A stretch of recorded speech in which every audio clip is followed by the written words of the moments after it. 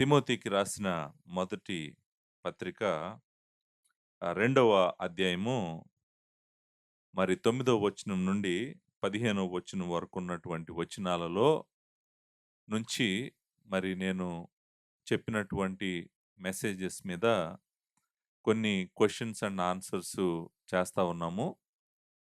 ఇంకా మనము మూడో అధ్యాయంలోకి వెళ్ళలేదు. మూడో అధ్యాయంలోకి వెళ్ళి మూడో అధ్యాయాన్ని స్టార్ట్ చేయలేదు. స్టార్ట్ చేయడానికి ముందే మరి మనుషులు పంపించినటువంటి ప్రశ్నలకు సమాధానం చెప్పాలి కాబట్టి లాస్ట్ 2 మెసేజెస్‌లో నేను ప్రశ్నకు సమాధానము అని ఆ ఫార్మాట్‌లో చెప్పాను. దేవుని చిత్తమైతే ఈరోజు మనము ఈ క్వెషన్ అండ్ ఆన్సర్స్‌ని కంప్లీట్ చేయటానికి ప్రయత్నం చేద్దాము. నా దగ్గరకు వచ్చినటువంటి నేను ప్రాముఖ్యమని అనిపించినటువంటి ప్రతి ప్రశ్నను తీసుకోవటానికి ప్రయత్నం చేస్తున్నాను. నా దగ్గర మరి ఇంకా ఫ్యూచర్‌లో ఏదైనా వచ్చినట్టయితే దేవుని చిత్తమైతే మరలా ఈ పుస్తకం అయిపోయిన తర్వాత ఇంకా కొన్ని క్వెషన్ అండ్ ఆన్సర్స్ చేయటానికి ప్రయత్నం చేస్తాను. ప్రస్తుతానికి మన దగ్గరికి వచ్చినటువంటి ప్రతి ప్రశ్నకు నేను సమాధానం చెప్పటానికి ప్రయత్నం చేస్తున్నాను. ఈరోజు కూడా ఒక 4 లేకపోతే 5 ప్రశ్నలను మనము చూద్దాము. నేను చెప్పటం అయిపోయిన తర్వాత ఒకవేళ మీలో మీకేమన్నా ప్రశ్నలున్నా గూడా నేను వాటిని గూడా తీసుకోవటానికి ప్రయత్నం చేస్తాననమాట. సో, టైము ఇంక ఏమి వేస్ట్ చేయకుండా డైరెక్ట్‌గా క్వెషన్ అండ్ ఆన్సర్స్‌లోకెళ్ళిపోదాము. ఈరోజు మొట్టమొదటి ప్రశ్న ఆ ప్రశ్న ఏంటంటే, పాస్టర్ గారు, దేవుడు చాలామంది గొప్ప స్త్రీలను బైబిల్‌లో ప్రవక్తలుగాను, న్యాయాధిపతిగాను వాడుకున్నాడు. మరి ఇప్పుడు చర్చ్‌లో స్త్రీలను పాస్టర్స్‌గా ఎందుకు వాడుకోడు? ఇది వాళ్ళడిగినటువంటి ప్రశ్న. నేననుకుంటాను ఈ ప్రశ్న చాలా బ్రాడ్‌గా ఉంది. అంటే నాకు దెలిసి పాత నిబంధన, కొత్త నిబంధన అంతా కలిపేసి మొత్తం టోటాలిటీలో అడిగినటువంటి ప్రశ్నలాగా నాకు అనిపిస్తా ఉంది. నేననుకుంటాను దేవుడు చాలామంది గొప్ప స్త్రీలను బైబిల్‌లో వాడుకున్నాడు. ప్రవక్తలుగాను, న్యాయాధిపతులుగాను వాడుకున్నాడు అనేటువంటిది సత్యము. ఈ క్వెషను కరెక్ట్ క్వెషను. తర్వాత దేవుడు వాడుకున్నాడనేటువంటిది గూడా నిజమే. సో, ముందు అసలు ఈ దేవుడు వాడుకున్న ఈ గొప్ప స్త్రీలు ఎవరు? వాళ్ళ రోల్ ఏంటి? వాళ్ళ బాధ్యతేంటి? వాళ్ళని దేవుడు ఎలా వాడుకున్నాడు అనేటువంటిది మనం చూద్దాము. చూసిన తర్వాత నేను ఈ ప్రశ్నకు ఆన్సర్ చేస్తాను. Second part of the question ఏంటంటే, మరి ఇప్పుడు చర్చ్‌లో స్త్రీలు పాస్టర్స్‌గా ఎందుకు ఉండకూడదు? అది నేను కంప్లీట్ క్వెషను. సో, జాగ్రత్తగా మనం చూడటానికి ప్రయత్నం చేద్దాం. పాత నిబంధన గ్రంథంలో దేవుడు కొంతమంది స్త్రీలను ప్రత్యేకంగా వాడుకున్నట్టుగా మనము చూస్తాము. సో, వారిలో ప్రాముఖ్యంగా మిరియాం, మోషే అహరోనుల సహోదరిని మనము నిర్గమకాండం 15వ అధ్యాయంలో చూస్తాము. ఆమెని మరి ప్రవక్తిగా మనము చూస్తామక్కడ. So, she was a prophetess. 15వ అధ్యాయం 20వ వచనంలో, మరియు అహరోను సహోదరియు ప్రవక్తియునగు మిరియాము అనే మాట ఇక్కడ మనం చూస్తాము. సో, ఆమె ప్రాఫెటెస్‌గా మనము చూస్తాము. నంబర్ 1. నంబర్ 2 రెండవ పర్సను మనం చూసేది దెబోరాని చూస్తాము. న్యాయాధిపతుల గ్రంథము 4 అధ్యాయము, 5 అధ్యాయము ఈ 2 అధ్యాయాలలో మరి ఇశ్రాయేలీయులకు న్యాయాధిపతిగా పనిచేసినటువంటి దెబోరాను చూస్తాము. నిజానికి ఆమె న్యాయాధిపతి మాత్రమే కాదు గానీ, ఆమె ప్రవక్తి గూడా. దేవుని వాక్యం ఏం చెప్తుందంటే, న్యాయాధిపతుల గ్రంథము 4 అధ్యాయం 4 వచనంలో ఈ మాట ఉంటదనమాట. ఆ కాలమున లప్పీదోతునకు భార్య అయిన దెబోరా అను ప్రవక్తి ఇశ్రాయేలీయులకు న్యాయాధిపతిగా ఉండెను. She was prophetess and also judge. న్యాయాధిపతిగా ఉంది. ఆమె ప్రవక్తిగా గూడా ఉంది అనేటువంటిది మనము చూస్తాము. ఈమె కాకుండా మనము పాత నిబంధనలో ప్రాముఖ్యంగా చూసేటువంటి ఇంకొక మరి ప్రవక్తి, దేవుడు వాడుకున్నటువంటి ఇంకొక స్త్రీ ఎవరంటే హుల్దాని చూస్తాం మనము. రెండో రాజుల గ్రంథము 22 అధ్యాయంలో హుల్దా మనకు కనిపిస్తది. ఆమె గూడా దేవుని చేత వాడబడినటువంటి ప్రవక్తిగానే ఆమెను మనం చూస్తాము. యోషియా రాజుగా ఉన్నటువంటి కాలంలో మరి యెహోవా మందిరంలో ధర్మశాస్త్రము దొరుకుతుంది. రెండో రాజుల గ్రంథం 22 అధ్యాయం మొదటి వచనంలో ఎవరు ఏలుతున్నారు రాజ్యాన్ని అనేటువంటిది మనం అక్కడ చదువుతాము. అంతేకాదు 8వ వచనంలో మరి యెహోవా మందిరమందు ధర్మశాస్త్ర గ్రంథము వాళ్ళకు దొరకటం జరుగుతది. వాళ్ళు ఆ గ్రంథము చదివి రాజుకి చెప్పినప్పుడు రాజు 11వ వచనంలో ధర్మశాస్త్రము గల ఆ గ్రంథపు మాటలు విన్నప్పుడు తన బట్టలు చింపుకొని తర్వాత రాజు యాజకుడును మిగిలిన వారిని పిలిచి వారికి ఆజ్ఞాపిస్తాడు. ఏమని ఆజ్ఞాపిస్తాడంటే 13వ వచనంలో మీరు పోయి దొరికిన ఈ గ్రంథపు మాటలను గూర్చి నా విషయంలోను, జనుల విషయంలోను, యూదా వారందరి విషయంలోను యెహోవా యొద్ద విచారణ చేయుడి అని అంటాడు. మన పితరులు తమ విషయంలో వ్రాయబడి ఉన్న దానంతటి ప్రకారము చేయక ఈ గ్రంథపు మాటలు వినని వారైరి గనుక యెహోవా కోపాగ్ని మన మీద ఇంత అధికముగా మండుచున్నది. కాబట్టి యాజకుడు మిగిలిన వాళ్ళందరూ గూడా ఎక్కడికి వెళ్లారు అనేటువంటిది మనము ఇక్కడ 14 వచనంలో 22 అధ్యాయము 14 వచనంలో మనం చూస్తాము. కాబట్టి వాళ్ళంతా ప్రవక్తియగు హుల్దా యొద్దకు వచ్చిరి అనే మాట 14 అధ్యాయం మధ్యలో మనము చూస్తామనమాట. సో, ఈమె, ఈమె ఎవరు అనేటువంటిది, ఈమె ఎవరి భార్య, వాళ్ళ కుటుంబం ఎక్కడ నివాసం చేస్తుంది, రెండో భాగమందు యెరూషలేములో సెకండ్ క్వార్టర్స్‌లో వీళ్ళుండేవాళ్ళని, వాళ్ళ హస్బెండ్, ఆమె హస్బెండ్ ఏం చేసేవాడు అనేటువంటిది గూడా వస్త్రశాలకు అధికారిగా ఉన్నాడనేటువంటిది మనం చూస్తామనమాట. సో, ఈమె దేవుడు చెప్పమన్నది చెప్తదనమాట. సో, నేను ఈమె గురించి కొంచెం అంటే మిరియామ్ గురించి నేను ఎక్కువ మాట్లాడలేదు. దెబోరా గురించి మాట్లాడలేదు. ఈమె గురించి ఎందుకు మాట్లాడుతున్నానంటే, చాలా తక్కువ మందికి ఈమె గురించి తెలుసు. మేబీ ఈమె గురించి కొంచెం చెప్పటం మంచిదేమోనని అనిపించింది. సో, ఇక్కడ ఈమెను గూడా మనము అండర్‌లైన్ జేసుకోవాల్సిందేంటంటే 14 వచనంలో ఈమె ప్రవక్తి. షీ వాస్ ఎ ప్రాఫెటెస్ అనేటువంటిది మనము చూస్తాము. ఆమె చక్కగా దేవుడు ఆమెకు చెప్పమన్నది స్పష్టంగా చెప్తది. చెప్పటము తర్వాత ఈమె నిజమైనటువంటి దేవుని స్వరముగానే మనము చూడాలి. సో, ప్రాముఖ్యంగా పాత నిబంధన గ్రంథము అంతట్లో గూడా మనము ఈ ముగ్గురు స్త్రీలను ప్రాముఖ్యంగా మనం చూస్తాము. ప్రాఫెటెస్ అంటే ప్రవక్తిగా. ముగ్గురు గూడా దగ్గర దగ్గర ప్రవక్తులనేటువంటిది మనం చూసాము. అంతేకాదు దెబోరా ఆమె తీసుకున్నటువంటి సెకండ్ రోల్ ఏంటంటే న్యాయాధిపతిగా గూడా ఉందనేటువంటిది తీసుకున్నాము. సో, వీళ్ళు ముగ్గురు కాకుండా మనకు పాత నిబంధన గ్రంథంలో కనపడేటువంటి ఇంకొక స్త్రీ అంటే ప్రామినెంట్ పొజిషన్‌లో మనకు కనపడేటువంటి స్త్రీ అతల్య అనేటువంటి స్త్రీ. ఆమె గురించి మనము రెండో రాజుల గ్రంథము 11 అధ్యాయం మొదటి వచనం నుంచి 21 వచనం వరకు ఆమె ఎవరు అనేటువంటిది మనం చదువుతాము. సో, అతల్య మరి సింహాసనం మీదకి వస్తది. దావీదు సింహాసనం మీదకి వస్తది. సో, నిజంగా ఇది ఎలాంటి మూవ్ అంటే అన్యాయంగా ఆక్రమించుకుంటది. అపహరణ అంటాం గదా!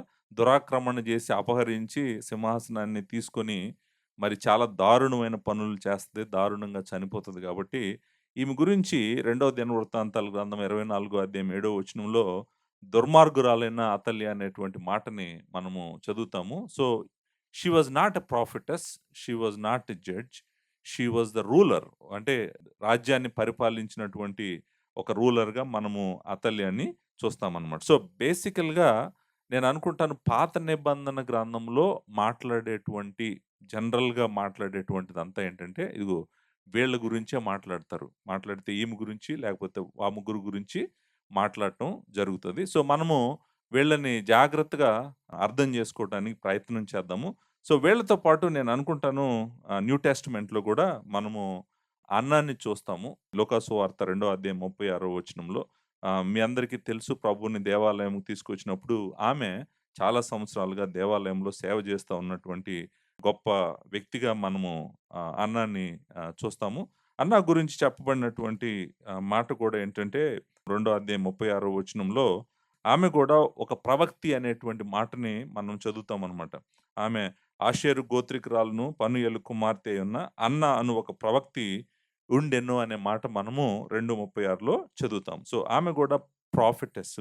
అలాగే ఫిలిప్ యొక్క కుమార్తెలను గూడా మనము అపోస్తుల కార్యాల గ్రంథం 21 అధ్యాయము 9వ వచనంలో మనము చూస్తామనమాట. సో, వాళ్ళు గూడా మరి ప్రవచించినట్టుగా దేవుని వాక్యము సెలవిస్తుంది. సో, మనము జనరల్‌గా స్త్రీలు పాస్టర్స్‌గా ఉండొచ్చు అని మాట్లాడేటువంటి వాళ్ళు రిఫర్ చేసేటువంటి వ్యక్తులు వీళ్ళు. ఇప్పటి వరకు నేను మాట్లాడినటువంటి వాళ్ళు. సో, వీళ్ళ జీవితాలను చూపించి, సో, ఇదిగో చూడు ఆమె అక్కడుంది, ఈమె ఇక్కడుంది కాబట్టి పాస్టర్‌గా ఉండొచ్చు అనేటువంటిది చాలామంది మాట్లాడుతా ఉంటారు.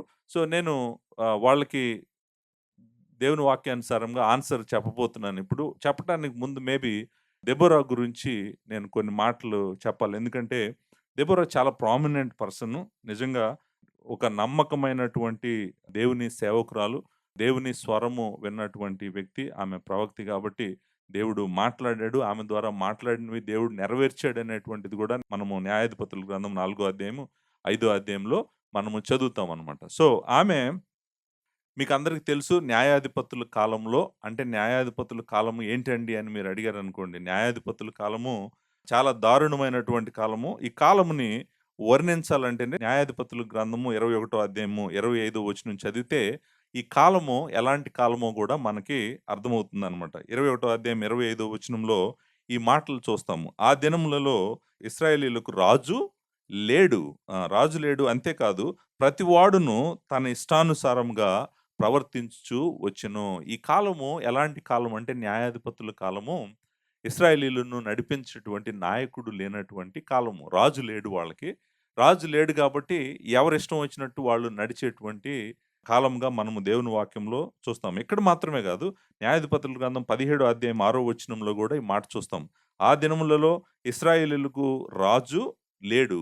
ప్రతివాడును తన తన ఇష్టానుసారంగా ప్రవర్తించుచు వచ్చెను అనేటువంటి మాటను మనం చూస్తాం. 17 అధ్యాయం మాత్రమే కాదు, 18 అధ్యాయం మొదటి వచనంలో ఆ దినంలో ఇశ్రాయేలీయులకు రాజు లేడు అనేటువంటిది ఎంఫసిస్. అంటే మనల్ని బుక్ అంతా ఎటు తీసుకెళ్తుందంటే ఇశ్రాయేలీయులకు రాజు అవసరము అన్న దగ్గరికి మొదటి సమూయేలు గ్రంథం వైపు మనల్ని ఈ బుక్ అంతా తీసుకెళ్తా ఉంది. సో, 19 అధ్యాయం మొదటి వచనంలో కూడా ఇదే మాట చదువుతాం. ఇశ్రాయేలీయులకు రాజు లేని దినములలో అనేటువంటి మాట మనము చదువుతామనమాట. సో, న్యాయాధిపతులు ఇశ్రాయేలీయులను ఏ కాలంలో పరిపాలించారు? అసలు ఏం జరుగుతుంది అక్కడంటే, యెహోషువ మరణించాడు. యెహోషువ మరణం తర్వాత న్యాయాధిపతులు స్టార్ట్ అవుతుంది. సో, ఈ కాలము ఇశ్రాయేలీయులకు లీడర్ లేనటువంటి కాలము. అంటే నాయకుడు లేనటువంటి కాలము. ముందుండి నడిపించగలిగినటువంటి వ్యక్తి లేనటువంటి కాలము. సో, లీడర్‌షిప్ లేనటువంటి కాలము. ఎవరిష్టం వచ్చినట్టు ఆళ్ళు చేసుకుంటున్నటువంటి కాలంలో దేవుడు న్యాయాధిపతులను లేపాడు. న్యాయాధిపతులను ప్రత్యేకంగా ఏర్పరచుకొని ఇశ్రాయేలీయులు ప్రతిసారి పాపము చేయటము, పాపం చేయటం వల్ల దేవుడు శిక్షించటానికి వారిని ఎవరొకళ్ళకి అప్పగించటము, అప్పగించిన ప్రతిసారి వాళ్ళు కన్నీళ్లు పెట్టి దేవుడి వైపు తిరిగి మమ్మల్ని కాపాడమని అడగటము, కాపాడమని అడిగిన ప్రతిసారి కూడా న్యాయాధిపతులను దేవుడు లేపటం జరుగుతుంది. మొత్తము న్యాయాధిపతుల గ్రంథంలో 12 మంది న్యాయాధిపతులను మనం చూస్తాము. వాళ్ళలో ఒక వ్యక్తి దెబోరా. సో, మొత్తము మిగిలిన వాళ్ళెవ్వరు కూడా స్త్రీలు లేరు. ఒకే ఒక్క స్త్రీ. మనము న్యాయాధిపతుల్లో చూసేది 12 మందిలో ఒకే ఒక వ్యక్తిని దెబోరా అని మనము చూస్తాము. దెబోరా నేనిందాక చెప్పినట్టుగా మనము 4 అధ్యాయం చదివినా, 5 అధ్యాయం చదివినా గూడా దెబోరా ఒక నమ్మకమైనటువంటి దేవుని సేవకురాలు. నిజంగా ఆ దేశంలో లీడర్‌షిప్ లేనటువంటి టైంలో ఎవరిష్టం వచ్చినట్టు వాళ్ళు చేసుకుంటా ఉన్న టైంలో ఎక్కడికెళ్ళాలో మనుషులకు తెలియనటువంటి టైంలో దేవుడు తన సేవకురాలైనటువంటి దెబోరాను దేవుడు లేపాడు. లేపాడు. ఆమె చక్కగా ఇశ్రాయేలీయులకు మరి న్యాయము చేసేటువంటి వ్యక్తిగా ఆ స్థానంలో కూర్చొని న్యాయం తీర్చినట్టుగా గూడా మనం దేవుని వాక్యంలో చదువుకుంటామనమాట. అంతేకాదు ఆమె ప్రాఫెట్ అనేటువంటిది అంటే దేవుడి స్వరాన్ని మనుషులకు వినిపించినటువంటి వ్యక్తిగా గూడా మనము చూస్తాము. సో, ఇప్పుడు చర్చ్ విషయానికొచ్చేటప్పటికి ఆర్గ్యుమెంటు జనరల్‌గా చర్చ్‌లో తీసుకొచ్చేటువంటి ఆర్గ్యుమెంట్ ఏంటంటే, చూడండి పాస్టర్ గారు పాత నిబంధనలో మిరియాం ఉంది, దెబోరా ఉంది, లేకపోతే మిగిలినటువంటి స్త్రీలు నేను చెప్పాను గదా! హుల్దా ఉంది. ఇలా వీళ్ళందరి పేర్లు యానా ఉంది. లేకపోతే వీళ్ళందరి పేర్లు చెప్పి కాబట్టి సంఘాలను నడిపించటానికి, నాయకత్వం వహించటానికి స్త్రీలు పాస్టర్స్‌గా ఉండొచ్చు అనేటువంటి ఆర్గ్యుమెంటు వాళ్ళు తీసుకొస్తా ఉన్నారు. బట్ నేను కొన్ని విషయాలు చెప్తాను ఇక్కడి నుంచి మీరు జాగ్రత్తగా వినండి. ఇప్పుడు న్యాయాధిపతుల గ్రంథం 4 అధ్యాయం, 5 అధ్యాయము నేను ఎక్స్‌పోజిషన్ చేయట్లేదు ఇక్కడ. నిజానికి ఆమె న్యాయాధిపతిగా ఉంటది. ఆమె మరి శత్రువు దగ్గరికి యుద్ధానికి వెళ్ళటానికి ఆమె ఎళ్ళదు. ఆమె ఎళ్ళకుండా బరాకుని పంపిస్తది. మెయిన్ ఆర్మీని లీడ్ చేయడానికి ఆమె ఆర్మీని లీడ్ చేయదు. కాకపోతే బరాక్ అంటాడు, "నువ్వు రాకపోతే నేను వెళ్ళనంటాడు." అంటే నేను గూడా వస్తానని చెప్పి ఆమె అతనితో పాటు యుద్ధ భూమికి వెళ్తది. అంతేకాదు నిజానికి ఎనిమీని చంపేది బరాకు గాదు, దెబోరా గూడా గాదు. ఎనిమీని చంపినటువంటి స్త్రీ పేరు యావేలు. ఆమె చంపుతదనమాట. సో, ఇప్పుడు ఇక్కడ ముగ్గురు క్యారెక్టర్స్ ఉన్నారు. Important characters. ఒక వ్యక్తి దెబోరా ఉంది. ఆమె న్యాయాధిపతిగా ఉంది. 2 మనకి బరాక్ ఉన్నాడు. ఆయన మరి ఇశ్రాయేలీయుల సైన్యాన్ని నడిపించినటువంటి వ్యక్తిగా మనం జూస్తాము. అంతేకాదు యావేలు ఉంది. ఎవరైతే సిసిరాని చంపుతదో అసలు అంటే ఇశ్రాయేలీయుల ఎనిమీని చంపేటువంటి ఇంకొక స్త్రీ ఉంది. ఆ స్త్రీని గూడా దెబోరా పొగుడుతది. దెబోరా చాలా పొగుడుతది ఆ స్త్రీని. 5దో అధ్యాయంలో ఆమె గురించి చాలా గొప్ప మాటలు అడుగుతది. అతడు దాహం అడిగినప్పుడు ఆమె పాలిచ్చిందంట. 5దో అధ్యాయం 25 వచనం. ఆమె ఏం చేస్తదో మీకు తెలుసు. సిసెరా నిద్రపోతా ఉన్నప్పుడు ఆమె మేక చేత పట్టుకొని సుత్తితో మేకుని తన తలలో నుంచి కొడతది. సో, మనందరికి తెలుసు బేసికల్‌గా ఎనిమీని చంపినటువంటి ఒక స్త్రీ ఉందామె. ఆమె చాలా బ్రేవ్‌గానే ప్రవర్తించింది. ధైర్యవంతురాలుగానే ప్రవర్తించింది. ఎనిమీ అని అడ్రెస్ చేయగలిగింది అనేటువంటిది ఒక సైడు. రెండో సైడు అందుకని నేను దెబోరా తక్కువ అని నేను అనట్లేదు. కానీ దెబోరా తన బాధ్యతను తను సంపూర్ణంగా నెరవేర్చింది. బరాక్ కూడా తన బాధ్యతను తను నెరవేర్చాడు. సో, దేవుడు గొప్ప విజయాన్ని వీళ్ళకి అప్పగించాడు. ఇప్పుడు నా ప్రశ్న అంటే ద వెరీ ఫస్ట్ ప్రశ్న నేను అడుగుతుందేంటంటే, ఇప్పుడు పాత నిబంధన గ్రంథంలో ఇశ్రాయేలీయుల మధ్యలో స్త్రీలు ప్రవక్తిలుగా ఉన్నారు. కరెక్ట్. నేను ఒప్పుకుంటాను. కానీ దానికి సంఘాన్ని ఎవరు నడిపించాలనే దానికి ఏంటి రిలేషన్‌షిప్ ఏంటి? సంబంధం ఏంటి? అంటే నేను మాట్లాడుతున్న సబ్జెక్ట్ ఏంటి? మీరు మాట్లాడే సబ్జెక్ట్ ఏంటి? అంటే మీకు ఏది పడితే అది ఎక్కడ పడితే కనపడిందంతా తీసుకొచ్చి సంఘము లేదు గదా! పాత నిబంధన గ్రంథంలో. పాత నిబంధన గ్రంథం అంతా మాట్లాడుతుంది ఇశ్రాయేలీయుల గురించి గదా! ఇశ్రాయేలీయుల గురించి మాట్లాడుతున్నటువంటి సంఘటనలన్నీ తీసుకొనొచ్చి అవన్నీ తెచ్చి సంఘాన్ని దేవుడు ఎవరు నడిపించాలో చెప్పాడు. ఎలా నడిపించాలో చెప్పాడు. సంఘం అంటే ఏంటో చెప్పాడు. అన్నీ కొత్త నిబంధనలు ఆయన చెప్పినప్పుడు, సంఘమును పురుషులు నాయకత్వం వహించాలని నేను చెప్తుంటే, అర్థము లేకుండా, సందర్భం లేకుండా, ఏమి కనెక్షన్ లేకుండా, ఇశ్రాయేలీయుల దేశంలో అలా జరిగింది, అక్కడ అలా జరిగింది, ఇక్కడ ఇలా జరిగిందని మాట్లాడారనుకోండి. నేనేమంటానంటే అసలు ఆ ఆర్గ్యుమెంట్‌లో ఏంటి లాజిక్ ఏంటి అనేటువంటిది నాకు అర్థం కావట్లేదు. ఎందుకంటే నేను మాట్లాడుతున్న సబ్జెక్టు ఒకటి, వాళ్ళు మాట్లాడుతున్న సబ్జెక్టు ఇంకొకటి. 2 వేరే వేరే సబ్జెక్టులు మాట్లాడుతున్నారు. ఇలా మాట్లాడితే అసలు ఎలా కరెక్ట్ అవుతది అనేటువంటిది నేను వాళ్ళని అడుగుతున్నటువంటి ప్రశ్న. ఈ ప్రశ్న అడిగి నేను మళ్ళీ వాళ్ళకి ఆన్సర్ చెప్పడానికి ప్రయత్నం చేస్తాను. నంబర్ 1 ఫస్టు మిరియాముని తీసుకుందాం మనం. మిరియాము ప్రవక్తి. ఆమె ఏం చేసింది అనేటువంటిది మనము నిర్గమకాండం 15 అధ్యాయంలో ఆల్రెడీ చదివాము. సో, నా క్వెషన్ ఏంటంటే ఆమె ఇశ్రాయేలీయులకు నాయకత్వం వహించిందా? నేను అడగాలనుకున్న ప్రశ్న ఏంటంటే, ఆమె ఇజ్రాయేలీయులకి లీడరా ఆమె? లీడర్ కాదు గదా! మరి అలాంటప్పుడు అసలు ఆమెను తీసుకొచ్చి సంఘాన్ని నడిపించేటువంటి నాయకత్వం గురించి నేను మాట్లాడుతుంటే, ఆమె నాయకురాలన్నట్టుగా చెప్తారేంటి? ఇజ్రాయేలీయులు నడిపించినటువంటి ఒక నాయకురాలని చెప్తారేంటి? సో, అది కరెక్ట్ కాదు గదా! ఆమె నాయకురాలు కాదు గదా! ఎవరు నాయకుడు? మోషే నాయకుడు. మోషే నాయకుడు ఒక సైడ్ లీడర్‌షిప్ ప్రొవైడ్ చేసాడు. అంతేకాదు యాజకత్వం వైపు Aaron leader. So, priest side ఏమో అహరోన్ లీడరు. తర్వాత వాళ్ళను ముందుండి నడిపించినటువంటి వాడేమో మోషే. మరి మిరియాం గురించి ఎందుకు మాట్లాడుకోవటం మనం? ఎంతసేపు మాట్లాడుకున్నా కూడా ఆమె బాధ్యత ఆమె చేసింది. దేవుడు ఆమెకు అప్పగించిన పని ఆమె చేసింది. ఆమె నాయకత్వం ఏం చేయలేదు గదా! సో, మిరియాం గురించి మనము ఆలోచించాల్సిన అవసరం లేదు. సేమ్ థింగ్ మనము హుల్దా అనేటువంటి ప్రవక్త గురించి గూడా మనం మాట్లాడామనుకోండి. ఆమె ఒక ప్రవక్తి యెరూషలేంలో ఉంది. దేవుడు ఆమె ద్వారా మాట్లాడాడు. సో, ఆమేమి ఆ దేశానికి లీడర్‌షిప్ పొజిషన్‌లో ఏం లేదు. లీడర్‌గా ఏం లేదామె. సో, లీడర్‌షిప్‌లో లేదు. దేంట్లో లేదామె. ఆమె యాజకత్వంలో లేదు. యాజకత్వంలో లీడర్‌షిప్‌లో లేదు. తర్వాత కింగ్ అండ్ కింగ్‌డమ్‌లో గూడా లీడర్‌షిప్‌లో లేదు. మరి ఇంకా ఆమె గురించి ఎంతసేపు మనం మాట్లాడినా గూడా నేను ప్రాఫెటస్‌గా ఉండకూడదు స్త్రీలని నేనెప్పుడు అనలేదు గదా! సో, నేను అంటుందేంటంటే పాత నిబంధన గ్రంథంలో స్త్రీలు లీడర్‌షిప్ పొజిషన్స్‌లో ఎవరున్నారు? లీడర్‌షిప్ ఉండి నడిపించినటువంటి వ్యక్తులు ఎవరు అనేటువంటిదే మనం మాట్లాడుతున్నటువంటిది. సో, నేను అనుకుంటాను అతల్య గురించి మాట్లాడాము.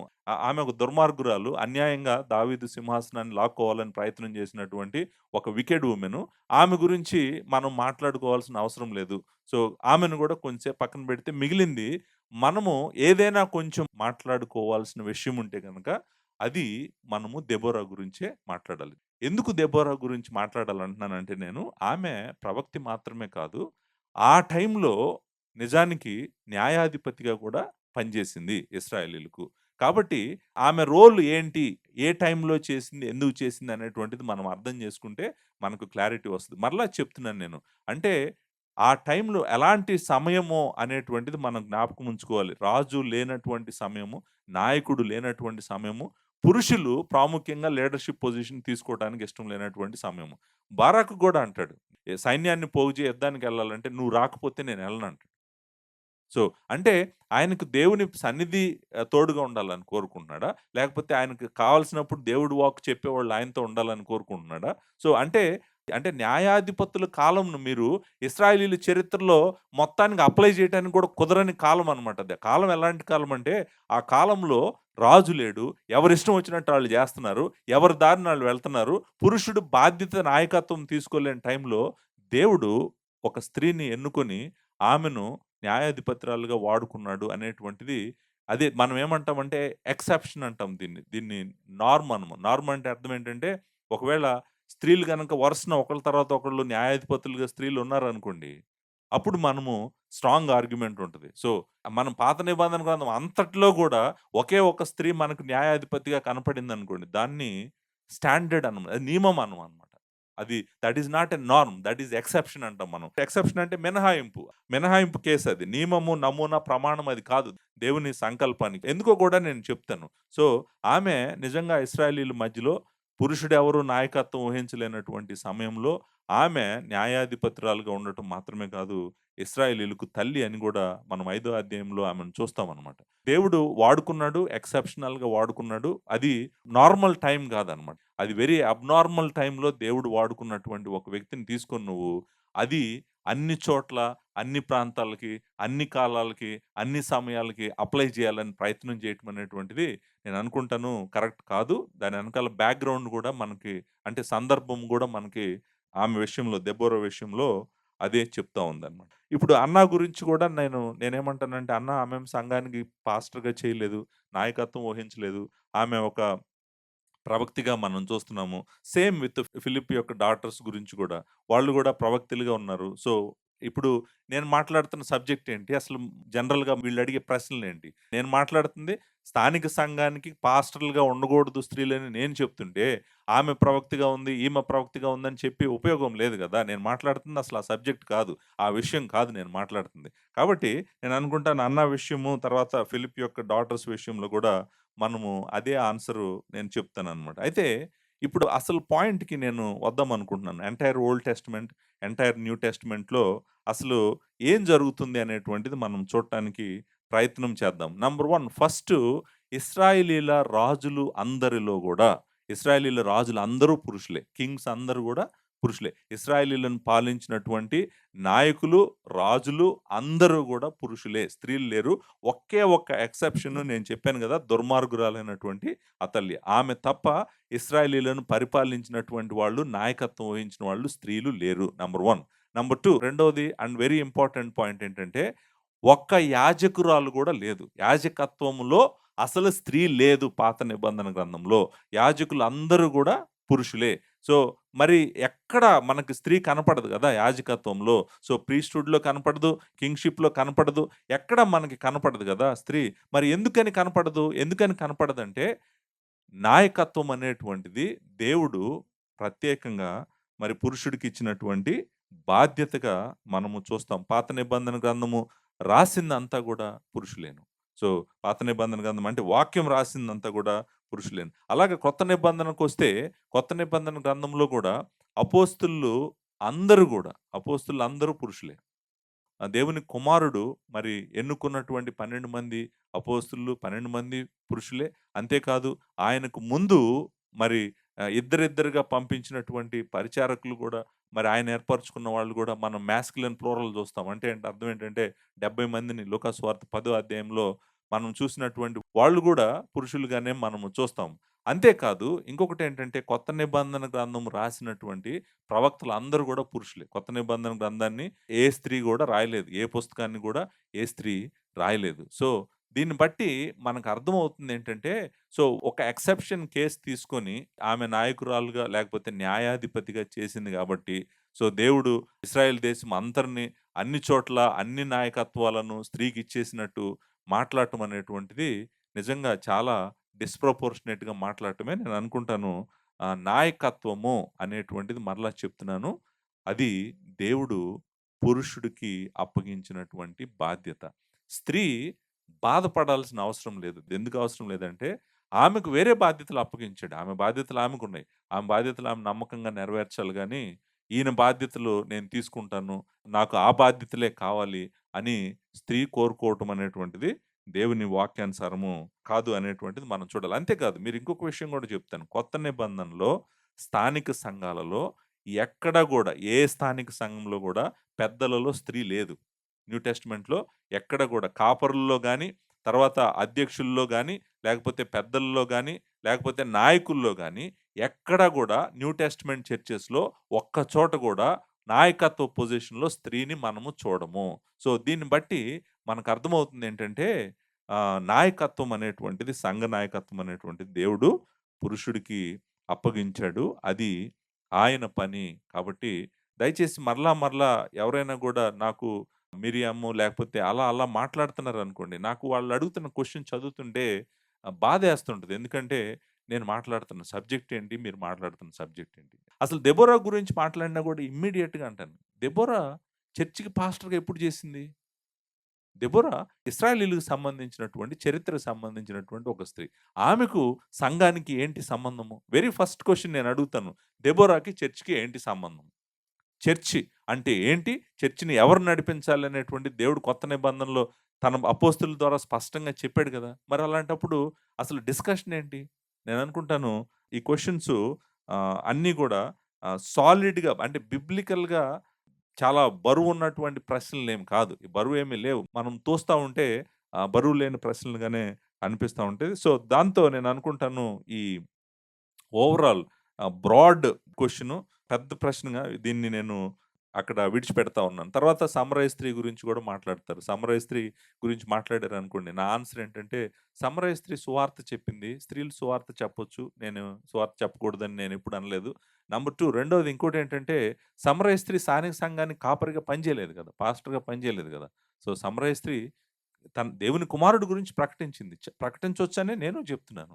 సో, సువార్త అందరూ ప్రకటించాలి. అందరూ ప్రకటించాల్సినటువంటి బాధ్యత ఉందనేటువంటిది నేను చెప్తా ఉన్నాను. సో, చర్చి నాయకత్వం గురించి మాట్లాడుతున్నప్పుడు బైబిల్‌లో ఉన్న స్త్రీలందరి గురించి మాట్లాడుతున్నారంటే, వాళ్ళకి సరిగ్గా అర్థం గావట్లేదు. నేనేం చెప్తున్నానో వాళ్ళకి అర్థం గావట్లేదు. దేవుని వాక్యం ఏం చెప్తుందో వాళ్ళకి అర్థం గావట్లేదు.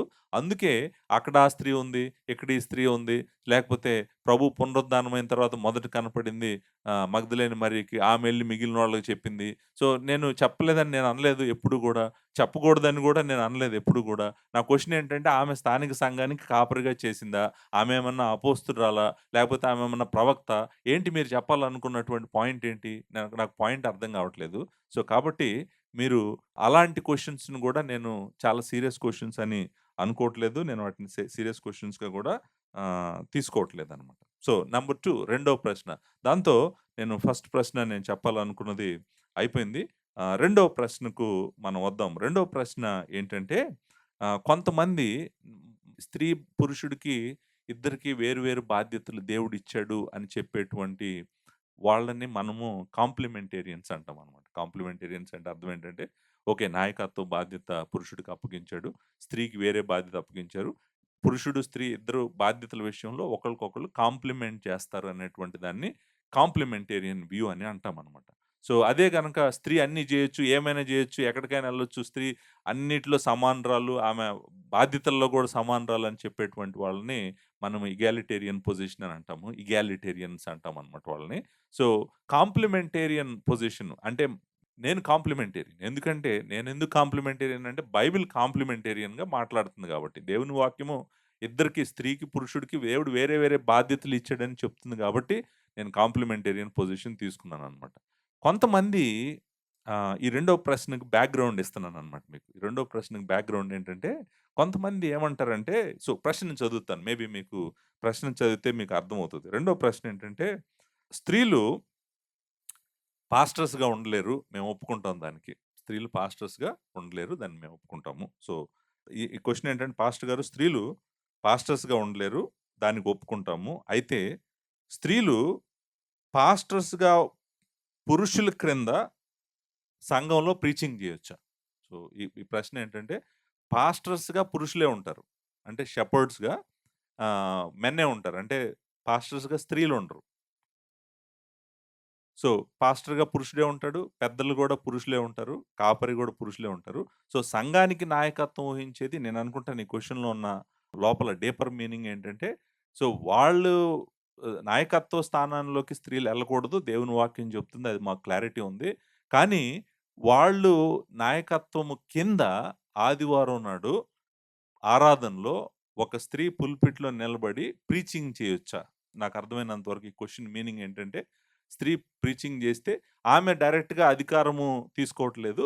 వాళ్ళ అధికారం కింద పనిచేస్తుంది గాబట్టి, అలా ఆమె ప్రీచింగ్ చేయొచ్చా? అనేటువంటిది ప్రశ్న. ఈ ప్రశ్నలో ఇంకొక యాస్పెక్ట్ గూడా ఉంది. ఆ యాస్పెక్ట్ ఏంటో చెప్తాను. ఆ యాస్పెక్ట్ ఏంటంటే, వీళ్ళు కొన్ని సార్లు అంటే ఈ పొజిషన్‌ని సంఘాల్లోకి మూవ్ జేసినటువంటి వీళ్ళు, వాళ్ళేమంటారంటే మొదటి తిమోతి 2 అధ్యాయం 12 వచనంలో స్త్రీ మౌనముగా ఉండవలసిందే గాని, ఉపదేశించుటకైనను, పురుషుడి మీద అధికారం చేయుటకైనను ఆమెకు సెలవివ్వను. సో, ఇప్పుడు ఆమెను పురుషుడి కిందకి అధికారం తీసుకొచ్చేసాం గదా! ప్రీచ్ చేస్తున్న ఆమెని. ప్రీచ్ చేస్తున్న ఆమెని ఏం చేసాం మనం?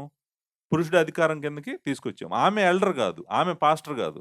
సో, ఆమె ఓన్లీ వాక్యం చెప్తది. దేవుడు ఆమెకి కృప ఇచ్చాడు. వాక్యం చెప్పగలిగినటువంటి కృప ఇచ్చాడు. వాక్యం చెప్తుంది. సో, అయితే మరి ఉపదేశించకూడదని ఉంది గదా! అన్నామనుకోండి. ఉపదేశించకూడదు అనేటువంటి మాట అర్థము టీచింగు, ప్రీచింగ్ గాదంటారు. అది టీచింగు, టీచ్ అనే మాట. టీచ్ అంటే మనము గ్రీక్‌లో డిడాస్కో అనేటువంటి మాట వాడతారు ఇక్కడ. అంటే టీచింగ్ చేయొద్దన్నాడు గానీ, ప్రీచింగు చేయొద్దు అని అనలేదు గదా పౌలు. కాబట్టి ఆమెకు ఆ స్త్రీకి ఆదివారం మనం పుల్పిట్ ఇస్తే ఆమె చక్కగా ప్రీచింగ్ జేస్తది గదా! అనేటువంటిది నేననుకుంటాను ఈ క్వెషన్‌లో ఉన్నటువంటి అంతర్యము. దీని మీద ఒకాయన ఒక పుస్తకం రాసాడు.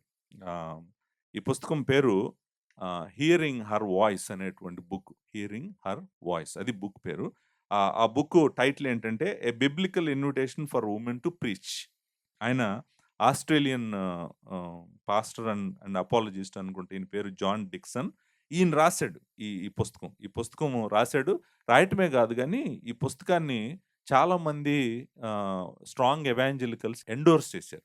ఎండోర్స్ చేయడంతో నేననుకుంటాను ఈ పొజిషన్‌కి కొంత స్ట్రాంగ్ హోల్డ్ అనేటువంటిది సంఘాల్లోకి వచ్చిందని నేననుకుంటున్నాను. సో, నేనంటాను నేను అంటే ఈ క్వెషన్‌కి ఆన్సర్ ఏంటంటే, పాస్టర్స్ గారి కిందైనా సరే, పాస్టర్స్ గారి కిందైనా కూడా స్త్రీ పుల్పిట్‌లో నిలబడి ప్రీచింగ్ చేయగూడదు. టీచింగ్ చేయగూడదు. ప్రీచింగ్ చేయగూడదు. టీచింగ్ చేయగూడదు. ఇప్పుడు దీనికి సాలిడ్ రెస్పాన్సు అంటే ఒక గుడ్ రెస్పాన్స్ కెవిన్ డియాంగ్ అనేటువంటి ఒక వ్యక్తి ఇచ్చాడనమాట. ద గాస్పెల్ కోalition అనేటువంటి వెబ్‌సైట్‌లో ఒక బ్లాగ్ ఉంది. ఆ బ్లాగ్‌ను గూడా మేము కింద లింక్ పెడతాము. ఆ లింక్‌ని మీరు క్లిక్ చేస్తే ఈయన ఈ పుస్తకం అంతా ఇది 100 పేజీల పుస్తకము. ఈ పుస్తకం అంతా చదివాడు. చదివి కెవిన్ డియాంగ్ అనేటువంటి పాస్టర్ గారు దానికి రిప్లై రాసాడు. దయచేసి మీరు చదవండి. ఈ సబ్జెక్ట్ అంతా నేనిక్కడ ఓపెన్ చేయట్లేదు. ఆన్సర్ చెప్పేసాను. ఆన్సర్ ఏంటంటే పాస్టర్ పురుషుడుండి, కాపర్లు పురుషుడుండి వాళ్ళ కిందైనా గూడా స్త్రీ పుల్పిట్‌లో నిలబడి లేకపోతే పుల్పిట్ ముందు నిలబడి పురుషుడు ఆమె ఎదురుగా కూర్చుంటుండగా వాళ్ళకి ప్రీచింగ్ చేయకూడదు. ఎందుకు చేయకూడదో నేను చెప్తాను. ఐ మీన్ లింక్ గురించి మాట్లాడిన తర్వాత నేను చెప్తాను. సో, ఈయన ఒక ఆర్టికిల్ రాసాడు. ది గాస్పెల్ కోalitionలో. ఆర్టికిల్ పేరేంటంటే 'should women preach in our churches' అనేటువంటి ఆర్టికిల్ రాసాడు. దాంట్లో ఆయన ఈ 'హియరింగ్ అవర్ వాయిస్' అనేటువంటి బుక్‌ని మెన్షన్ చేస్తూ ఆయనేమన్నాడంటే ఈ బుక్కు నేను చదివాను. ఈ బుక్ అంతా చదివాను. సో, నేను ఈ పుస్తకం యొక్క కన్‌క్లూజన్స్‌తో నేను అంగీకరించట్లేదు. ఎక్సిజెటికల్‌గా అంగీకరించట్లేదు. హిస్టారికల్‌గా అంగీకరించట్లేదు. థియోలాజికల్‌గా అంగీకరించట్లేదు. ఇదిగో నా కారణాలు ఇవిగో అని ఆయన చెప్పాడు.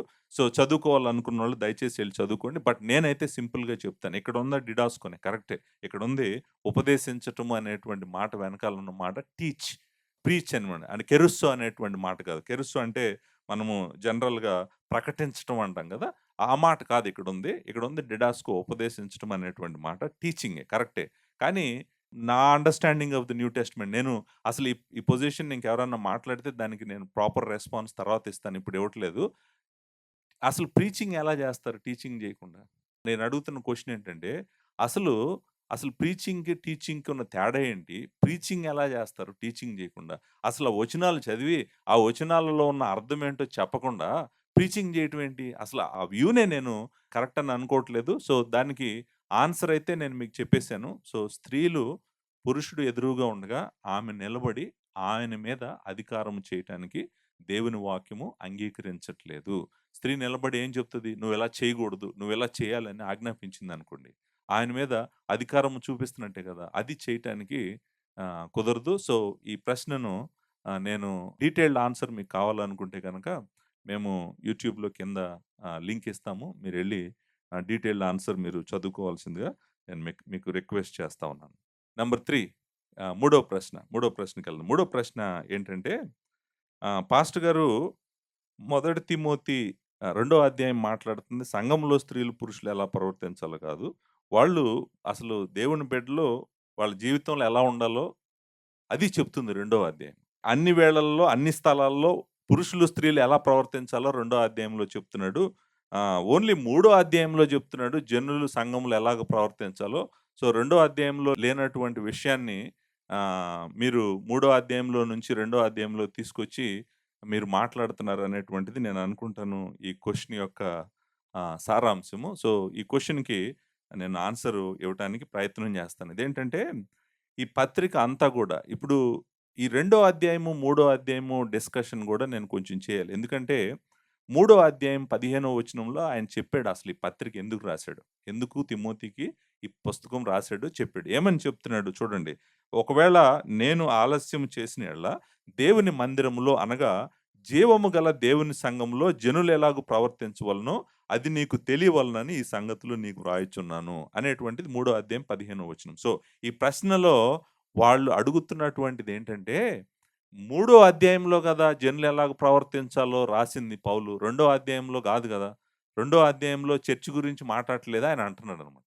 సో, నేను వాళ్ళకి చెప్పాలనుకున్న ఒక ఆన్సర్ ఏంటంటే, పౌలు ఈ పత్రిక రాసినప్పుడు అధ్యాయాలు, వచనాలు లేవు. ఈ సంగతి వాళ్ళకి తెలుసో తెలీదో. సో, పౌలు పుస్తకం రాసినప్పుడు అధ్యాయాలు, వచనాలు లేవు.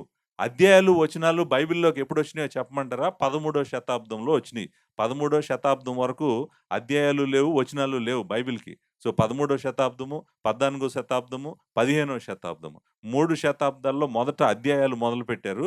అధ్యాయాలు మొదలుపెట్టిన తర్వాత వచనాలు కలిపారు. సో, లేకపోతే ఏది ఎక్కడుందో కనుక్కోవడం కష్టం గదా మనకి. అధ్యాయాలు, వచనాలు ఎక్కడున్నాయో తెలీదనుకోండి. ఏ పుస్తకంలో ఏది ఎతకాలని ఎలా తెలుస్తది మనకి? సో, అందుకని ఇది పెట్టుకోవటం జరిగింది గానీ, పౌలు రాసినప్పుడు నేను రెండో అధ్యాయం అయిపోతుంది. మూడో అధ్యాయంలోకెళ్తున్నానని పౌలుకి తెలీదు. పౌలు అలా రాయలేదు.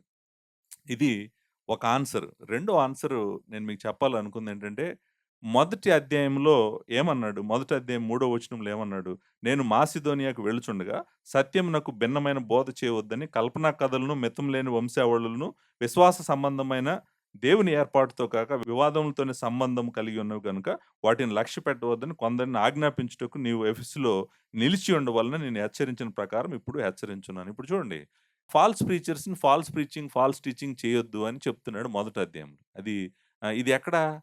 సంఘంలోనా? సంఘానికి బయట? ఎక్కడ? మనం అడగాల్సిన ప్రశ్నేంటి?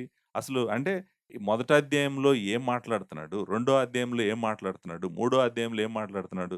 నాలుగో అధ్యాయంలో మళ్ళీ అబద్ధ బోధ గురించి మాట్లాడతాడు. ఐదో అధ్యాయంలో విధవరాళ్ళైన స్త్రీల గురించి మాట్లాడతాడు. ధనవంతుల గురించి మాట్లాడతాడు. పేదల గురించి మాట్లాడతాడు. అందరి గురించి పెద్దల గురించి మాట్లాడతాడు. ఇదంతా అంటే మూడో అధ్యాయంలో పెద్దల గురించి మాట్లాడతాడు. పరిచారకుల గురించి మాట్లాడతాడు. అలానే స్త్రీల గురించి మాట్లాడతాడు. పురుషుల గురించి మాట్లాడతాడు. ఇంతకసలు ఈ పుస్తకం అంతా కాంటెక్స్ట్ ఏంటి? పుస్తకం యొక్క సందర్భం ఏంటి? సందర్భం ఏంటో చెప్తున్నాడు ఆయన. ఏం చెప్తున్నాడంటే, నేనసలు ఈ పుస్తకం నీకెందుకు రాస్తున్నానంటే, జీవము గల దేవుని సంఘములో మనుషులు ఎలాగ ప్రవర్తించాలో చెప్తున్నాను అని చెప్పి రాస్తున్నాడు. అది కాంటెక్స్ట్. ఇప్పుడు ఒకవేళ రెండో అధ్యాయము చర్చ్‌లో గాదు బయట అన్నాడనుకోండి. మరి చర్చ్‌లో ఏం చేయాలి స్త్రీలు, పురుషులు అది చెప్పాలి గదా మరి. మూడో అధ్యాయంలో చెప్పాడా స్త్రీలు పాస్టర్‌లుగా ఉండొచ్చని? నాలుగో అధ్యాయంలో చెప్పాడా? స్త్రీలు పాస్టర్‌లుగా ఉండొచ్చని? ఐదో అధ్యాయంలో చెప్పాడా? ఆరో అధ్యాయంలో చెప్పాడా? మరెక్కడ చెప్పాడు? ఇప్పుడు రెండో అధ్యాయం కాదన్నారు. ఓకే. మరి మూడో అధ్యాయంలో చెప్పాడు. ఎక్కడ చెప్పాడు? ఎక్కడ చెప్పాడో చెప్పాలి కదా! సో, ఎక్కడ లేదని చెప్పాను నేను ఆల్రెడీ. న్యూ టెస్టమెంట్‌లో ఎక్కడ లేదు. ఎక్కడా చెప్పలేదు. ఇక్కడే చెప్పాడు. ఇక్కడే ఎందుకు చెప్తున్నాడంటే, నిజానికి ఇది ప్రతి సంఘములో ఇలా ఉండాలని. ప్రతి స్థలమందు అనేటువంటి మాట నేను వివరించాను 8వ వచనంలో. అంటే ఇక్కడ మాత్రమే కాదు, దేవుని బిడ్డలు ఎక్కడ కలిసినా గూడా ఒక సంఘంగా ప్రతి స్థలంలో ఎఫెసీలో మాత్రమే కాదు, అన్ని పట్టణాలలో, ప్రతి సంఘాలలో కలిసిన ప్రతిసారి గూడా పురుషులు ఎలా ప్రవర్తించాలి, స్త్రీలు ఎలా ప్రవర్తించాలి, పెద్దలు ఎలా ప్రవర్తించాలి, విధవరాండ్రని ఎలా చూసుకోవాలి, పెద్దలను ఎలా చూసుకోవాలి, అన్నీ గూడా రాసుకుంటూ వచ్చాడు. ఇది జీవము గల దేవుని సంఘంలో మనుషులు ఎలాగ ప్రవర్తించాలో రాసినటువంటి పుస్తకం గానీ, ఈ క్వెషన్ అడిగినోళ్ళు అనుకుంటున్నట్టు ఒకవేళ ఆయన రెండో అధ్యాయంలో నేను బయట మాట్లాడుతున్నాను, మూడో అధ్యాయంకొచ్చేటప్పటికి చర్చిలోకొస్తాను, నాలుగో అధ్యాయంకి మళ్ళీ బయటికెళ్ళిపోతాను. అలా ఏం లేదు. అసల అయేమి లేవు. నేను మరలా చెప్తున్నాను. ఆయన రాసినప్పుడు ఇవేమి లేవు. సో, ఆయన ప్రతి పుస్తకానికి మాక్సిమం బుక్స్‌కి పర్పస్ స్టేట్‌మెంట్ ఉంటది. ఆ పుస్తకము ఆయన ఎందుకు రాస్తున్నాడో చెప్తాడు. ఆయన ఆ బుక్ ఎందుకు రాస్తున్నాడనేటువంటిది most books have purpose statements. అంటే ఏ ఉద్దేశ్యంతో రాస్తున్నాడు ఆ పుస్తకం అనేటువంటిది. అందుకని చెప్తున్నటువంటి మాట గాని, అంతేగాని ఇది సంఘానికి సంబంధించింది గాదు. బయట స్త్రీలు, పురుషులు ఎలా ప్రవర్తించాలో చెప్తున్నాడు. అంటే బయట ఎలా ప్రవర్తించాలా? బయట కూడా అంటే నేను మొన్న మాట్లాడాను. అలంకరణ గురించి మాట్లాడుతూ ఇంట్లో అలంకరణ ఇలా ఉండకూడదని చెప్తున్నాడా? బయటంటే ఏంటి వాళ్ళ ఉద్దేశ్యము? ఎక్కడ బయటంటే? ఆయన ఎందుకు మాట్లాడతాడు? ఆయన మాట్లాడుతున్నటువంటి మెయిన్ పాయింట్ అంతా గూడా సంఘంలో పరిశుద్ధులైనటువంటి దేవుని బిడ్డలు ఎలా ప్రవర్తించాలో మాట్లాడుతున్నాడు. దీంతో మూడవ ప్రశ్న అయిపోయింది. నాలుగో ప్రశ్న కూడా ఇక్కడి నుంచే వస్తుంది. ఈ టెక్స్ట్ నుంచి వస్తుంది. నాలుగో ప్రశ్న అంటే ఏంటంటే, పాస్టర్ గారు శిశు ప్రసూతి ద్వారా రక్షించబడటం అంటే ఏంటి? మళ్ళీ ఒకసారి చెప్తారా? పిల్లలు లేని స్త్రీలు రక్షణ పొందరా? బేసికల్‌గా క్వెషను అది. శిశు ప్రసూతి గురించి నేను అనుకుంటాను. రెండో అధ్యాయం 15వ వచనంలోంచి వస్తున్నటువంటి ప్రశ్న ఇది. సో, నేను శిశు ప్రసూతి గురించి నేను ఎక్స్‌ప్లెయిన్ చేశాను. ఆ మాటకు అర్థమేంటి? ఎవరు ఏమి నమ్ముతారు? ఎన్ని దృక్పథాలున్నాయి అనేటువంటిది నేను ఎక్స్‌ప్లెయిన్ చేశాను. దయచేసి మీరు మరలా వెళ్లి వీడియో వినండి. కాకపోతే ఇక్కడ ఒక మాట చెప్తాను. ఇక్కడ పౌలు చెప్పాలనుకున్నటువంటి పాయింట్ ఏంటంటే, స్త్రీ యొక్క దృష్టి ఆమె పరిశుద్ధత మీద, కుటుంబం మీద ఉండాలి అనేటువంటిది పాలు పెడుతున్నటువంటి దృష్టి. ఆమె పరిశుద్ధత మీద అనేటువంటి మాట మనము ఇక్కడ చూస్తాం. 15వ వచనంలో స్వస్థ బుద్ధి కలిగి విశ్వాసము, ప్రేమ, పరిశుద్ధతలయందు ఆమె నిలకడగా ఉండాలి. ఇది ఆమె యొక్క గాడ్లీనెస్‌కి సంబంధించింది. ఆమె పరిశుద్ధతకు సంబంధించినటువంటిది. సో, ఆమె పవిత్రురాలుగా, పరిశుద్ధురాలుగా, దైవభక్తి కలిగినటువంటి స్త్రీగా ఉండాలని 10వ వచనంలో మనం చూసాము. సో, ఆ దైవభక్తి కలిగిన స్త్రీ ఎలా ఉండాలంటే, ఆమె విశ్వాసము, ప్రేమ, పరిశుద్ధతలందు నిలకడగా ఉండాలి. ఆమెకు సెల్ఫ్ కంట్రోల్, స్వస్థ బుద్ధి అవసరము అని చెప్పాము. ఇది ఆమె పర్సనల్ హోలీనెస్‌కి సంబంధించినటువంటి వ్యక్తిగతంగా ఆమె దేవుణ్ణి ప్రేమిస్తూ, దేవుని కోసం బ్రతికేటువంటి జీవితం గురించి. సో, అదయిపోతే నెక్స్టు మెయిన్ రెస్పాన్సిబిలిటీ ఏంటి? స్త్రీకి దేవుడిస్తున్నటువంటి రెస్పాన్సిబిలిటీ ఏంటంటే, స్త్రీకి దేవుడిస్తున్నటువంటి ప్రాముఖ్యమైన బాధ్యత కుటుంబం. కుటు బాధ్యత ఏంటంటే కుటుంబం. ఆమంట దైవభక్తి గల స్త్రీగా ఉంటూ, విశ్వాసము, ప్రేమ కలిగినటువంటి స్త్రీగా ఉంటూ, ఆమె దృష్టి పెట్టాల్సిందేంటంటే, చక్కగా ఆమె స్త్రీతత్వం గురించి ఆమె ఆలోచించాల్సింది, వుమెన్‌హుడ్ గురించి ఆమె ఆలోచించాల్సిందేంటంటే, పిల్లలను కని, పిల్లలను కని. శిశు ప్రసూతి అనేటువంటి మాట ఏం చెప్తుందంటే, ఆమె ఎక్కడ దృష్టి పెట్టాలో చెప్తున్నటువంటి మాట. మనందరికీ తెలుసు. పిల్లలను కంటే రక్షణ రాదని. నేను ఆల్రెడీ మెసేజ్‌లో చెప్పాను. పిల్లలను కంటం వల్ల ఎవరు రక్షించబడతారు? బైబిల్ ఎక్కడైనా చెప్తదా ఆ మాట అసలు? ఎక్కడైనా ఉందా? బైబిల్ ఎప్పుడూ ఒకటే చెప్తది. ఏంటంటే, ఒక వ్యక్తి రక్షించబడాలంటే దేవుని కుమారుని యందు విశ్వాసముంచి, పశ్చాత్తాపముతో ఆయన వైపు తిరిగినప్పుడు, సిలువ వైపు తిరిగినప్పుడు మాత్రమే ఒక వ్యక్తి రక్షించబడతాడు. రక్షణ విశ్వాసం ద్వారా మాత్రమే, రక్షణ కృపచేత మాత్రమే, రక్షణ దేవుడిచ్చేటువంటి గిఫ్ట్ మాత్రమే. అది పిల్లలను కంటం వల్ల రక్షించబడరు. కానీ ఒక దైవభక్తి గల స్త్రీ తన ప్రాముఖ్యమైన బాధ్యతను విస్మరించిందనుకోండి. తన ప్రాముఖ్యమైన బాధ్యతే కుటుంబము. కుటుంబము, పిల్లలు. ఆ బాధ్యతను విస్మరించిందనుకోండి. దాన్ని పక్కన పెట్టేసి, దాన్ని వదిలేసిందనుకోండి. ఆమె దైవభక్తి గల స్త్రీ అవ్వదు. నంబర్ 2 దేవుడు ఆమెకిచ్చినటువంటి బాధ్యతను విడిచిపెట్టేస్తుంది. అందుకని ఆ బాధ్యతను జ్ఞాపకం చేయటం కోసము ఆయనేమన్నాడంటే, "అమ్మ నువ్వు గనక నిజంగా గాడ్‌లీ వుమెన్ గనకైతే, నువ్వు పిల్లలను కని, పిల్లలను దేవుళ్ళో పెంచటం మీద నీ దృష్టి పెట్టు" అనేటువంటిది ఆ మాట యొక్క ఉద్దేశ్యం గాని, పిల్లలను కంటేనే ఆమె రక్షించబడతదనేటువంటిది దాని ఉద్దేశ్యము కాదు. అందుకే అక్కడ మనము ఆ మాట చూస్తాం. విశ్వాసము ద్వారా విశ్వాసము ప్రాముఖ్యమైనటువంటిది గదా! ప్రేమ దేవుని పట్ల, పరిశుద్ధుల పట్ల ఆమె ప్రేమ చూపించాలి. ఆమె పరిశుద్ధురాలుగా ఉండాలి. దేవుడిని నమ్ముకోవాలి. అప్పుడే ఆమె రక్షించబడతది. అంతేగాని శిశు ప్రసూతి ద్వారా ఎలా రక్షించబడతది? అలా రక్షించబడదు గదా! కాబట్టి నేను ఇక్కడ చెప్పాలనుకున్న పాయింట్ ఏంటంటే, salvation is not through child bearing. అంటే పిల్లల్ని కంటం వల్ల రక్షణ కాదు. ఇప్పుడు ఒకవేళ ఒక స్త్రీ తను వివాహం చేసుకుందామె. వివాహం చేసుకున్న తర్వాత పిల్లలు కావాలని కోరుకుంది. కానీ ఆమెకు దేవుడు పిల్లలు ఇవ్వలేదనుకో.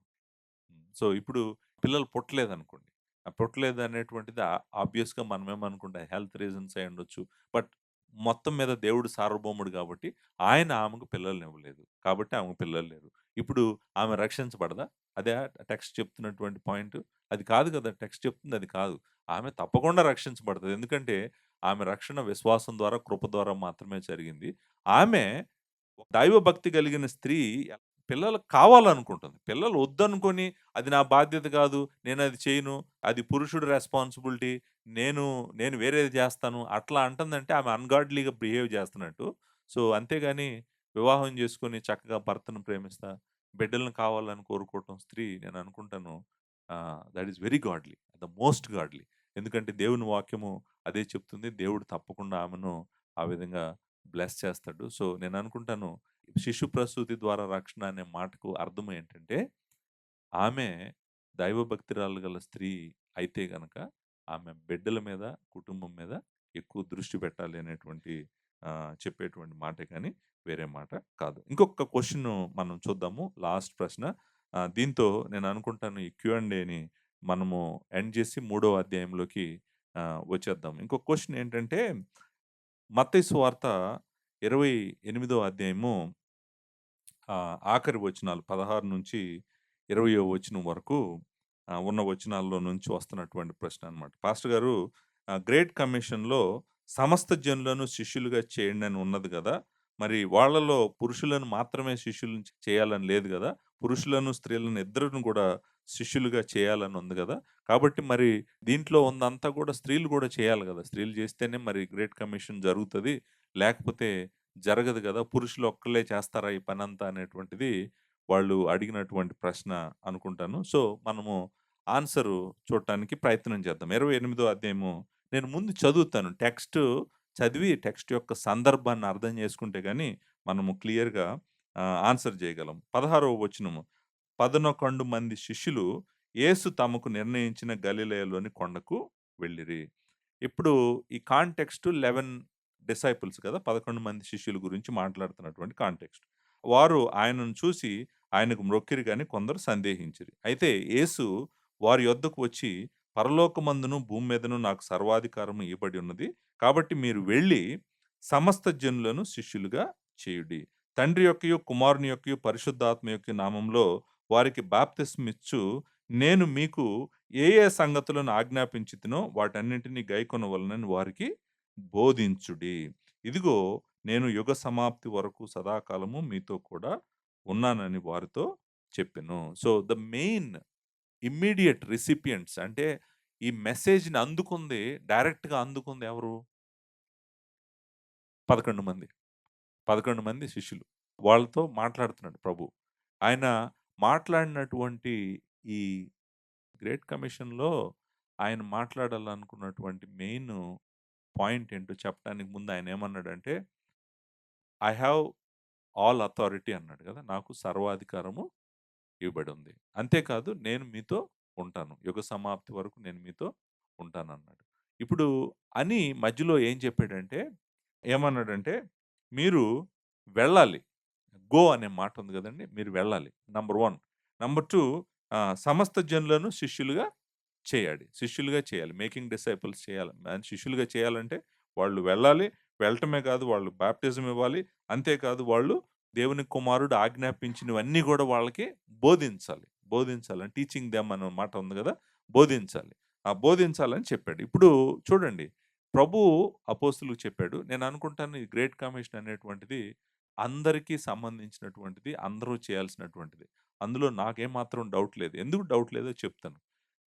నేను యుగ సమాప్తి వరకు మీతో ఉన్నాను అని చెప్పినప్పుడు, ఆ తరంతోనే మాట్లాడట్లేదు దేవుని కుమారుడు. ఆయన మాట్లాడుతుంది రాబోయే జనరేషన్స్ అన్నిటి గురించి మాట్లాడుతుందనమాట. కాకపోతే ఈ ఆజ్ఞను లేకపోతే ఈ గ్రేట్ కమిషన్‌ని ఫస్ట్ రిసీవ్ చేసుకుంది మాత్రం 11 మంది అపోస్తలులు. సో, ఇప్పుడు ఈ గ్రేట్ కమిషన్‌ని ఎవరు చేయాలి? ఎలా చేయాలి? ఎక్కడ చేయాలి? ఎప్పుడు చేయాలి? అనేటువంటిది గూడా దేవుడు ఎంత క్లారిటీ ఇచ్చాడంటే మనకి అపోస్తులే మరలా ఎవరైతే దేవుడు ఆజ్ఞ ఇచ్చాడో వాళ్ళే మనకు న్యూ టెస్టమెంట్‌లో క్లియర్‌గా చెప్పారు. ఇదంతా ఎలా చేయాలి? ఏం చేయాలి? అనేటువంటిది వాళ్ళే న్యూ టెస్టమెంట్ రాసారు కదా! న్యూ టెస్టమెంట్ రాసినప్పుడు వాళ్ళు చెప్పారు. నిజానికి మనందరికీ తెలుసు. మనం అందరం వెళ్ళం. మనం మేబీ కొంతమందిని పంపిస్తామేమో. అందరూ వెళ్ళం. అందరం బాప్టిజం ఇవ్వం. అందరం టీచింగ్ జేయము. అది నిజమే మనం న్యూ టెస్టమెంట్‌లో గూడా నిజమే. కొంతమంది వెళ్తారు. మిషనరీస్‌ని పంపిస్తాం. మిషనరీస్‌గెళ్తారు. వాళ్ళెళ్లారు మిషనరీస్‌గా. కొంతమంది వెళ్తారు. తర్వాత అంతే కాదు బాప్టిజం ఇవ్వటం గూడా ఎవరు బాప్టిజం ఇవ్వాలి? ఎవరు బోధించాలి? అనేటువంటిది గూడా న్యూ టెస్టమెంట్ చాలా క్లియర్‌గా ఎక్స్‌ప్లెయిన్ చేసింది. అంటే అపోస్తులు ఈ 11 మంది ప్రభువు దగ్గర నుంచి ఆజ్ఞ తీసుకున్నప్పటికి కూడా, వాళ్ళు ఎవరి పని ఏంటి అనేటువంటిది న్యూ టెస్ట్‌మెంట్‌లో చాలా క్లియర్‌గా చెప్పాడు. ఇప్పుడు టీచింగ్ ఉందనుకోండి, బోధించడం అనేటువంటిది. స్త్రీలకు బోధించొచ్చు. దేవుని వాక్యం చెప్తుంది. వాళ్ళు బోధించొచ్చు. వాళ్ళని దేవుని కుమారునికి శిష్యులుగా చేయొచ్చు. అది అలౌడే. నేనంటుందేంటంటే, ఎవరు ఎవరికి బోధించొచ్చు, ఎక్కడ బోధించొచ్చు, ఎలా బోధించొచ్చు, ఎవరు బాప్టిజం ఇవ్వాలి, ఎవరికి బాప్టిజం ఇవ్వాలి, ఎవరు ఎళ్ళాలి? ఎవరు పంపించాలి? ఇవన్నీ గూడా న్యూ టెస్ట్‌మెంట్ అపోస్తుల కార్యాల గ్రంథం నుంచి మనం న్యూ టెస్ట్‌మెంట్ అంతా చాలా క్లియర్‌గా ఉంది మనకి. సో, నేనేమంటానంటే, మీరు ఇదొక్కటే తీసుకొని, ఓహ్! అందరూ ఎళ్ళాలి, అందరూ టీచింగ్ జేయాలి, అందరూ బాప్టిజం ఇవ్వాలి అనేటువంటిది కాదు గదా! అందుకనే సంఘానికి దేవుని కుమారుడు నేను కడతాను అని చెప్పినటువంటి సంఘానికి ఆయన అప్పగించినటువంటి ప్రాముఖ్యమైన బాధ్యత ఇది. ఈ బాధ్యతను నెరవేర్చడం కోసమే గదా! సంఘంలో ఎవరుండాలి? సంఘాన్ని ఎవరు నడిపించాలి? సంఘంలో ఎవరు బోధించాలి? ఎవరు బాప్తిస్మం ఇవ్వాలి? అన్నీ గూడా పరిశుద్ధాత్ముడు అపోస్తుల ద్వారా మనకు న్యూ టెస్ట్‌మెంట్‌లో రాసాడు. నేను అది ఎక్స్‌ప్లెయిన్ చేస్తున్నాను. నేను ఎక్స్‌ప్లెయిన్ చేస్తుందేంటంటే, సీక్వెన్షియల్ ఎక్స్‌పోజిషన్ ఏంటంటే, దేవుని కుమారుడు ఆజ్ఞాపించినవన్నీ గూడా నేను మీకు బోధిస్తున్నాను. బోధించటం ద్వారానే మీరు శిష్యులు అవుతున్నారనమాట. సో, కాపరులు బోధిస్తారు. ఒక సైడ్ నుంచి. ఇంకొక సైడ్ నుంచి సండే స్కూల్‌లో టీచర్స్ బోధిస్తుంటారు. స్త్రీలు బోధిస్తా ఉంటారు. సో, ఇదంతా కూడా న్యూ టెస్ట్‌మెంట్‌లో గ్రేట్ కమిషన్ ముందుకెలా తీసుకెళ్ళాలనేటువంటిది దేవుడు చెప్పాడు. కాబట్టి దేవుడు మనకిచ్చినటువంటి ఆ బ్లూ ప్రింట్ ఏదైతే మనం ఎలా చేయాలి పరిచర్య, ఎవరు ఏ పరిచర్య చేయాలి, ఎవరు ఏది చేయకూడదని దేవుని వాక్యం స్పష్టంగా చెప్తుందో, దాని ప్రకారమే మనము గ్రేట్ కమిషన్ గూడా ముందుకు తీసుకెళ్లాల్సిన అవసరము ఉందనేటువంటిది మనం అందరం గుర్తు చేసుకోవాలి. సో, దీంతో నేను క్వెషన్స్‌ని ఎండ్ చేస్తా ఉన్నాను. సాధ్యమైనంత వరకు నా దగ్గరకొచ్చిన ప్రశ్నలన్నిటికి నేను ఆన్సర్ చేయటానికి ప్రయత్నం చేశాను. దీంతో రెండవ అధ్యాయము మనము ఫార్మల్‌గా కంప్లీట్ చేస్తున్నాము. సో, నెక్స్ట్ వీక్ నుంచి మనం మూడో అధ్యాయంలోకి వెళ్తున్నాము. మూడో అధ్యాయంలో ఇప్పుడు ఎవరు సంఘానికి పాస్టర్‌లుగా ఉండాలో పౌలు చెప్పబోతా ఉన్నాడు. మూడో అధ్యాయం మొదటి వచనం నుంచి మనము నెక్స్ట్ వెడ్నెస్‌డే చూద్దాము. దేవుని విస్తారమైన కృప మీ అందరికీ తోడుగా ఉండును గాక. Thank you very much.